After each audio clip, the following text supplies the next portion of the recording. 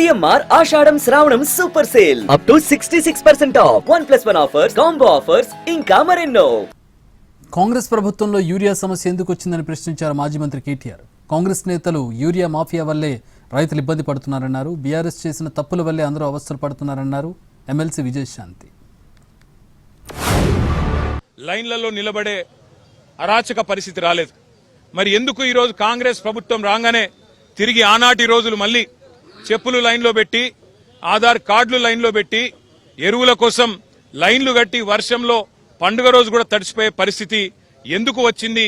దీనికి కారణం ఎవరు? కాంగ్రెస్ ప్రభుత్వం చెప్పాలని చెప్పి మేము డిమాండ్ చేస్తున్నాం. తూతూ మంత్రంగా 4 రోజులు అసెంబ్లీ నడపడం కాదు, 15 రోజులు అసెంబ్లీ నడపాలే.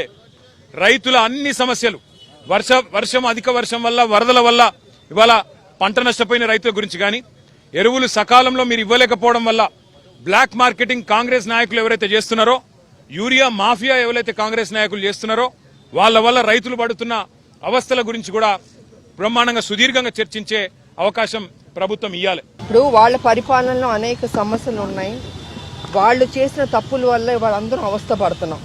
వాళ్ళు సక్రమంగా చేస్తుంటే ఉద్యమాలతో వచ్చిన వాళ్ళు టీఆర్ఎస్, కేసీఆర్ ఇవాళ మొత్తం రాష్ట్రాన్ని అప్పుల రాష్ట్రంగా చేసి ఇవాళ అనేక సమస్యల్ని ఎక్కడ వేసిన గొంగళి అక్కడే ఉంది.